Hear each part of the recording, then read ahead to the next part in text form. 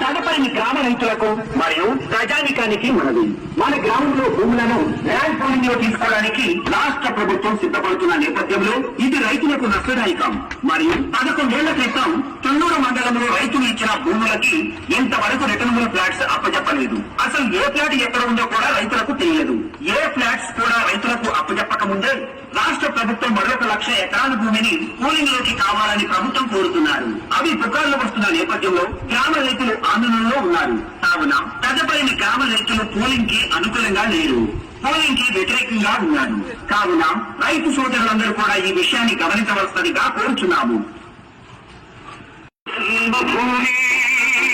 తదుపరి గ్రామ రైతులకు మరియు ప్రజానికానికి మనది. మన గ్రామంలో భూములను ల్యాండ్ పూలింగ్ లో తీసుకోవడానికి రాష్ట్ర ప్రభుత్వం సిద్ధపడుతున్న నేపథ్యంలో ఇది రైతులకు నష్టదాయకం.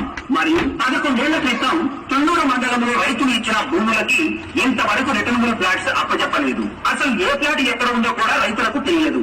ఏ ఫ్లాట్స్ కూడా రైతులకు అప్పచెప్పక ముందే రాష్ట్ర ప్రభుత్వం మరొక 1,00,000 ఎకరాల భూమిని పూలింగ్ లోకి కావాలని ప్రభుత్వం కోరుతున్నారు. అవి పుకార్లు వస్తున్న నేపథ్యంలో గ్రామ రైతులు ఆందోళనలో ఉన్నారు. కావున తదుపరి గ్రామ రైతులు పూలింగ్ కి అనుకూలంగా లేరు, పోలింగ్ కి వ్యతిరేకంగా ఉన్నారు. కావున రైతు సోదరులందరూ కూడా ఈ విషయాన్ని గమనించవలసిందిగా కోరుచున్నాము.